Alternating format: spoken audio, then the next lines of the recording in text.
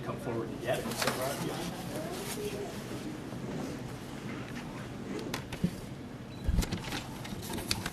I'm going to go ahead and read what's on the plaque. After arriving from Gresham High School, O'Gallagher began to write the men's basketball record books at Warner Pacific and helped the program to new heights of success. During his 3 seasons in a night uniform, he scored 2,075 points, which is number 3 all-time at Warner Pacific University. He currently holds the number 1 spot in free throws made in a career, 652, and season, 288, and scoring average, 20.8 points per game. O'Gallagher also enjoyed team success as the Knights were Cascade Conference champions in 2006 and won Cascade Conference tournament titles in 2007 and 8. For his efforts, Scott was named NAIA First Team All-American after the 2006-7 and 7-8 seasons. His most prestigious individual accolades came after the 2006-7 season, as Scott was named Cascade Conference Player of the Year and the Ad Rutschman Small College Athlete of the Year in the state of Oregon.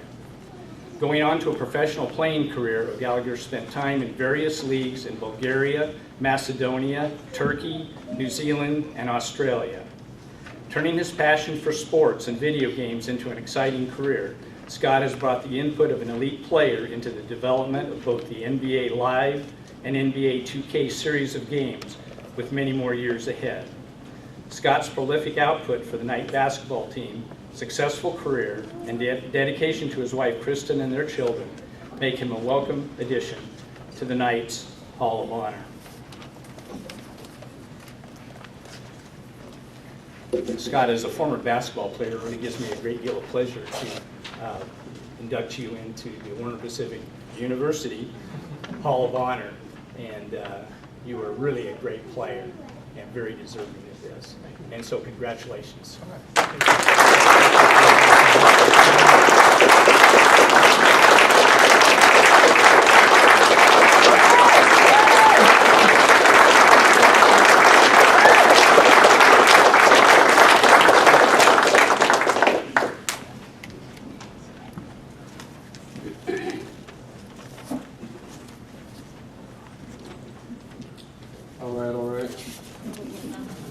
Oh boy, this is going to be long, so I apologize ahead of time. Some of you guys can feel free to leave if you may.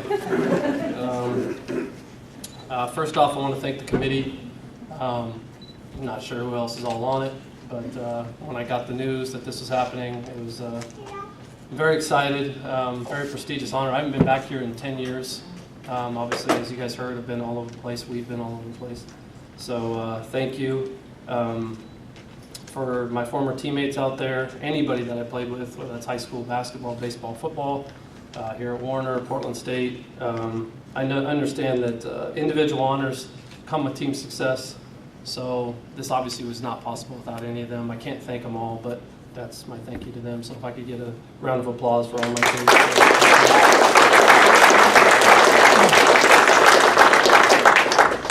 You guys can hear me all right? Yeah. All right.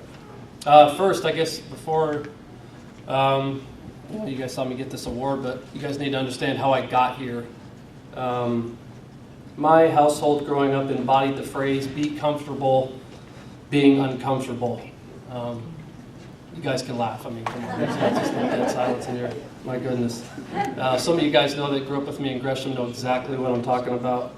Everything in my house was a competition, from how you cleaned your room to the report cards that you got. Me and my sister Mandy, I mean, we'd also come to tears, who beat who, and that's how big it was.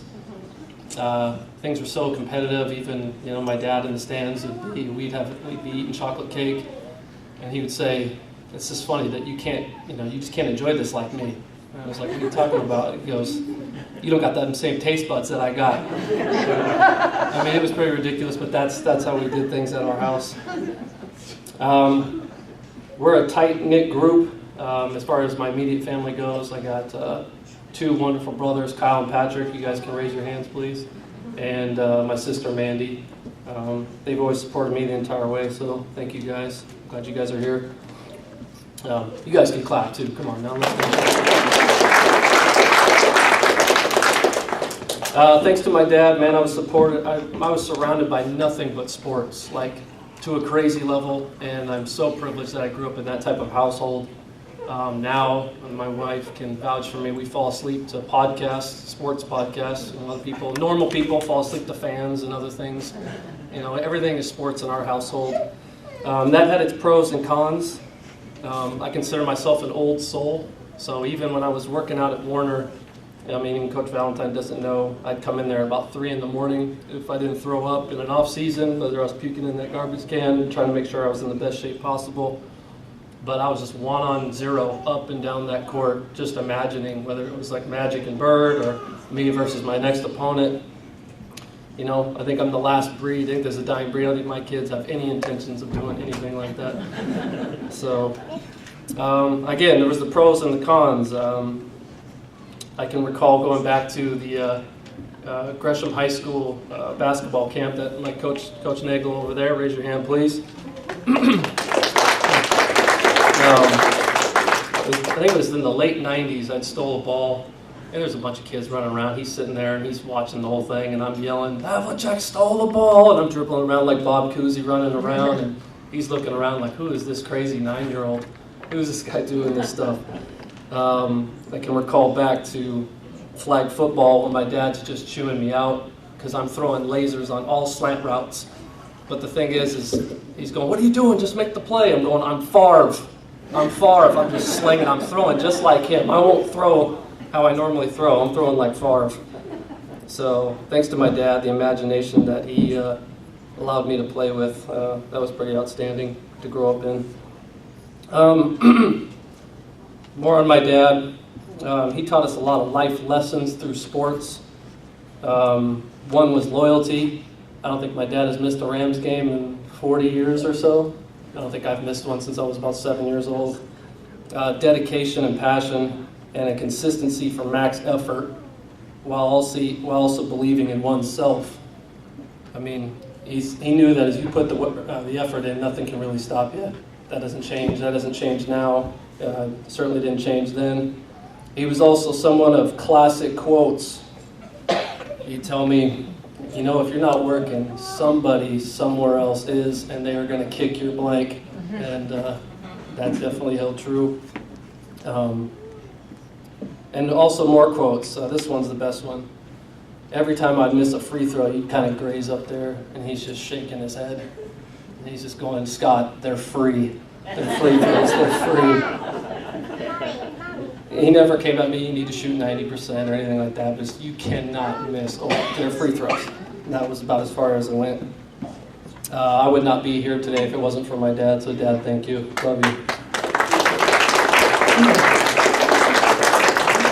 While all this was going on in our competitive household, my beautiful, wonderful mom held 2 jobs for over 20 years while raising 4 kids, going to school, and not missing a single game. So we need to give a shout out to that.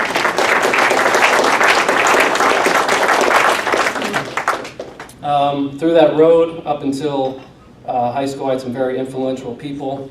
Got my Uncle Terry back there, who was a very quiet, smart guy who helped me see the game early at a different age, working on your left hand, shooting over brooms, working on your floaters.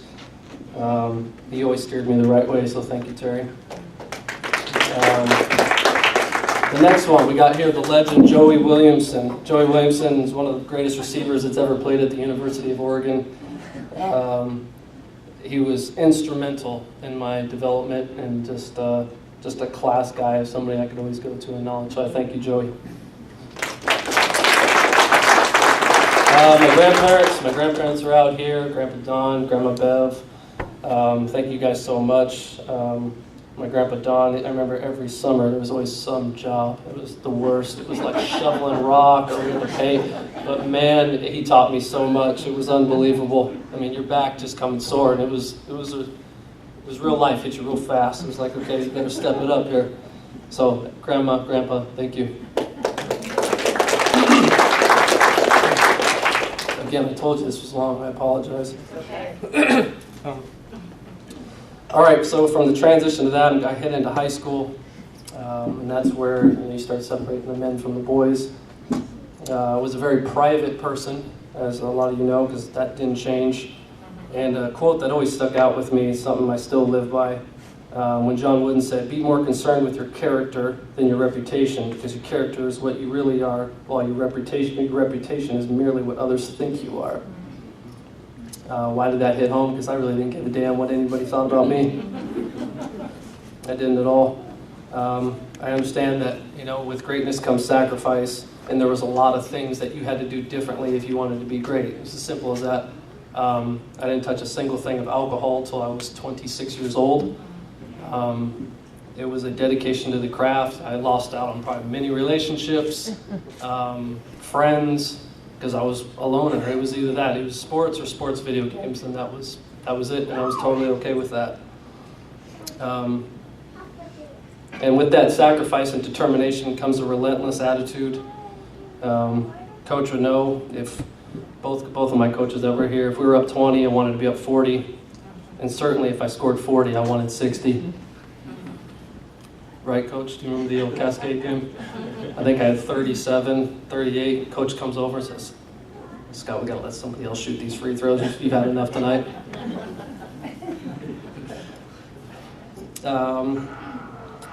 Throughout high school, Coach Valentine saw one crazy me, but there was an even crazier one that walked the halls of Gresham High School, and you can't imagine that. But Coach Nagel, you were the man. You coached me baseball, basketball, football, my offensive coordinator, my head coach, and hoops.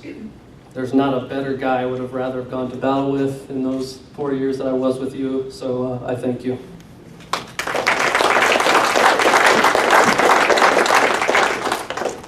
Also with that, I forgot to mention my last point, is that Coach was big into, even, some of you guys that are here today, is that the eye in the sky does not lie. That was his big thing about film, and I could tell him all the stories about I didn't foul, I'd move my feet, and he would just, every time in the film, "Nope, no you didn't. No, here it is, I'll show you. That was a bad shot, it's a bad pass, you gotta make a better play." And that stuck with me till this day. From there, you go to Portland State University. That's where I go in 2004. You're all sold on, I'm a Division I player, I'm a Division I player. And then you run into Coach Heath Schroyer, who was probably the second coming of Bobby Knight. He's a real in-your-face guy. I don't think I've ever had as many cuss words in my face than I did with him. He was a great guy, though. He meant well. He taught me a ton. And but you knew whatever it was, it came from love. And I thought that really helped my growth as a player before I came to be with Coach Valentine. Then there's a story. So I transferred from Portland State. I don't know what I'm going to do. Kind of looking around, kind of lost. Things have kind of hit. You're no longer a Division I player. You were a top 5 player in the state of Oregon. And this is a big down moment for me. I remember there's this mom, and I went to high school with her daughter, and she says, "Scott, you should probably give up this basketball thing and look at UPS. Get your career started." And nothing against UPS, but I think I looked at her in the disgust that I gave her. Because you dig in, you're dealing with 17, 18-year-old me at this moment. I couldn't believe what I just heard. So at that moment, I put that chip on my shoulder, and I rode it all the way until about 2009, until we really started taking this thing over and taking home some hardware. That one thing was a motivational factor. I challenge all you players, anybody else, to find that one thing that can really get you going in the weight room, get that extra set, that extra rep. It's huge. So here rolls around the summer of 2005. I'm working out, ripping up some city leagues, and I get a call from Coach Barbrick at Concordia University. Yep, and come on, you guys can hear the growls. So I'm sitting there, and I have a scholarship in my hand. I've had this scholarship in my hand for about 2 weeks. He's calling my dad. "Brent, what is going on? Why won't Scott sign?" I just had this weird feeling. And then I'm thinking, maybe I'm weird, right? Maybe there's a problem with me. All right, so I'm just going to sign this thing. So that following day, I'm playing in a basketball tournament at Cascade Athletic Club. It was some really good competition, and that's where I met the man that changed it all, Mr. Josh Hall. Josh, raise your hand, buddy. So Josh is an assistant. He's a former pro at this time. He's young. He's eager. He can still really play. I mean, I'm going at his jugular. If we're playing at Gresham, I'm like, no, this is my house. You better know who number 20 is around here.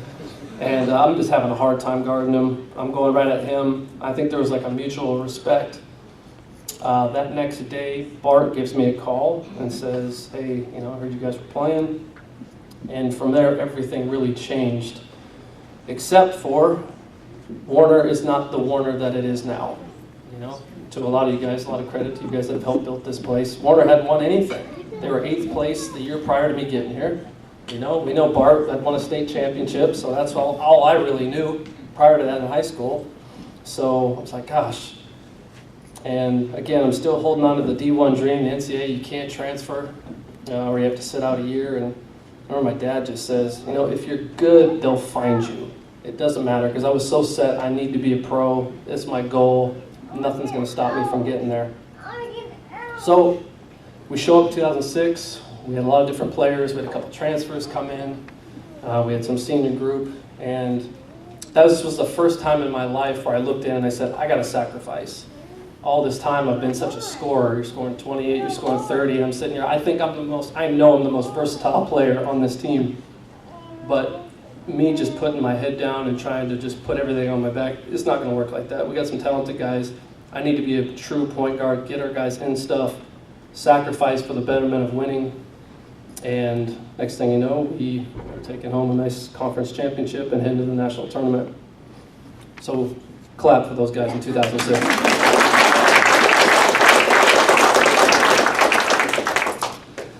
All right, so here we go, 2007. We have a key piece of our team leave. And I knew all along that I was very much better than this individual. He was not even in the same league. And we found that out later. It gets better, trust me. He said, oh man, he left, what are we going to do? I remember just seeing the doubt on people's faces, like, do you see the number that I have on my jersey here? Like, we're going to be just fine. Matter of fact, we're going to be more than fine. And that year in 2007 was a very challenging year, but Tim Grover has a great quote, and he says, inside every champion is a dark side that refuses to behave. As Coach Price shakes his head, says, oh yeah, you were definitely competitive and tough, because I was working so hard that I would not allow anybody to bring my game down. Zero. Whether it was my coaches or other teammates, they didn't try to do that, but my other teammates or anything, because my work ethic I felt was intimidating. It was intimidating to other guys. I was constantly doing it, and I was competing against my own teammates before we actually started taking our competition on the road. That was my whole goal, is that every day I'm going to dominate you, and I'm going to dominate you in every aspect of the way, and we're going to get better by doing that. Long story short, you add the O to O Gallagher, because I was Gallagher the previous year. My late grandfather wanted me to change it, or always wanted to change it, so we brought the O back. I remember Coach Valentine's like, what's this all about? Is another problem I'm going to have to deal with here? So we end up going 28-6. We set another school record, and the message of that year was just being relentless. Nothing was going to stop me. Nothing was going to stop our team of achieving that goals, no matter who's here. With us and with our family, it's either you're with us or you're against us. You better jump on the train, or we're going to run over you. So that's how we rolled, and there we go. There's another championship. So round of applause for the 2007. 2008, we have the conference tournament final. We have an up and down year. We have injuries that we're dealing with.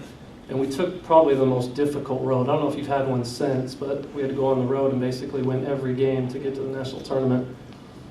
And then we come against Evergreen State. Evergreen State, they had that player that I was talking about.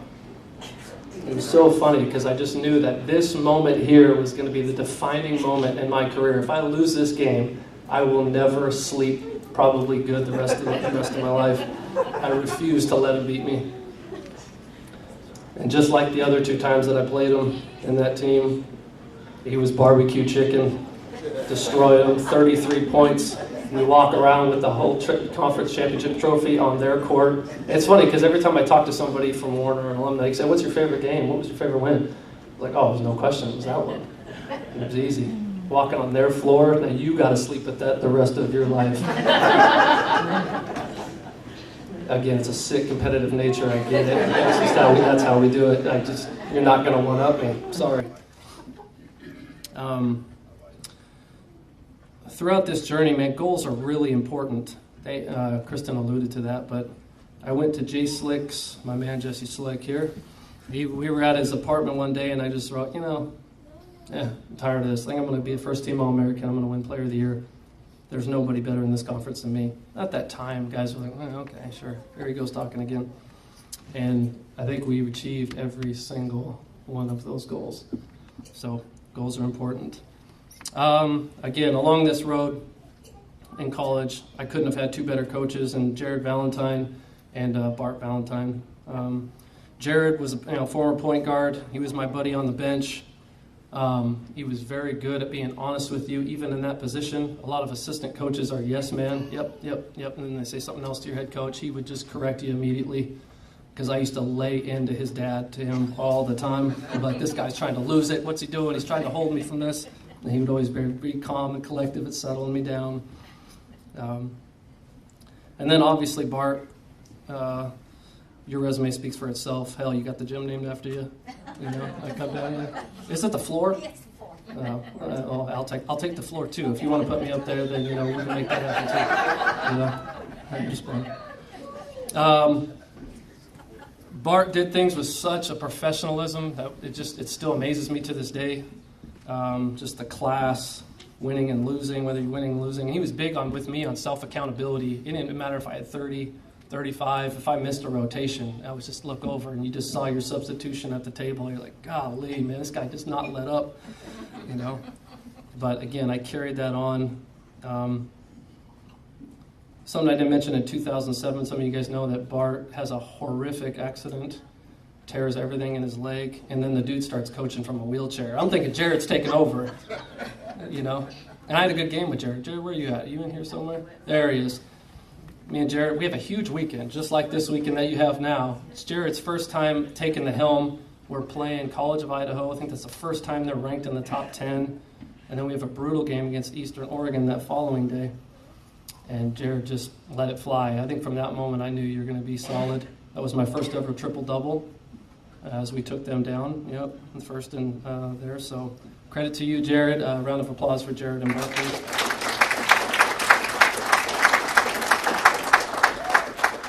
Again, I told you it's going to be long, but we're working here. We're working. Throughout this time in 2007, and I'm playing behind the basket, just on one end, there's the stands. And there used to be this brunette girl that would sit up in the top right. And it was weird because I didn't know her, but she's just staring through my head, just through my skull. The ladies loved your boy OG. So you're asking, who is this? She's very gorgeous. Who is that? We come to find out, and I met that beautiful girl named Kristen. And I tell you what, we met then. We got engaged 7 months later, which everybody thought, oh God, that's crazy. That's just crazy. And again, like everything else, we got this. Calm down. No different than I told you at Evergreen State. We're going home with the trophy.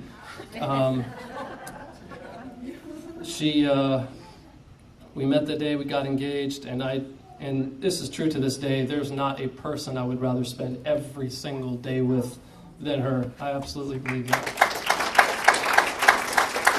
We do everything together. If I'm going to, now we're in the Bay Area, so if we're going to a Warriors game, anything, it's not like, oh gosh, I got to get home, man, my wife's killing me. I've never had that. And we've traveled, to 5 different countries. We had, 2 kids at that time. Now they just keep coming. They just keep coming right down the hallway. I'm watching Super Bowl Sunday, and here comes one. It's just, whoa, here they all are. While I was at Warner, I got some other thanks. Rod Johansson was a big one for me. Really helped me a lot with the academic side of things and just the mental side of things. David Dragicevic, he was the original guy that helped that weight room. I haven't seen the weight room since, but that was a big reconstruction at that time. And then, of course, Jay and Jan Barber, who the ones that led us. From there, post-Warner, again, I think I embodied the phrase, if you're good, they'll find you. My dad always said that. I went to the pre-draft camp in 2008, some of the top 60 players in the country. Obviously played in 5 different countries, had multiple NBA teams interested, worked out multiple times at the Blazer facility. And through that time, before having a torn hamstring on now the Oklahoma City Thunder, Steven Adams, or what caused me to tear my hamstring, I had created the OG Sports Media Group. Again, I've always been very passionate in games. That's all I did, so I took that that passion right into that field. I'd started that, and as we were doing that, when you're playing overseas, you're going. It's difficult. You don't know when you're coming and going, and then as Kristen referred to, I'm very stubborn, so I passed out on probably 5-10 deals multiple times, and so her poor parents are just like, when are they leaving? I don't know. We'll see. None of that could have been done without my wonderful mother and father-in-law, Ken and Kathleen Smith, right there. You guys raise your hand. Thank you guys so much. You guys have been great for our kids, for me here, so I thank you. So I go from there. The media group goes well, and we go right to EA Sports. And even then, there's criticism there. Like, you're just an athlete. What does that mean? And of course, then you hear that, and you got another chip on your shoulder. So, like, okay, I believe I can change this industry, and that's what we're doing now. That's what we're in the process of doing. Because I went and took then another opportunity to work on the #1 video game in the country, that being the NBA 2K Sports franchise.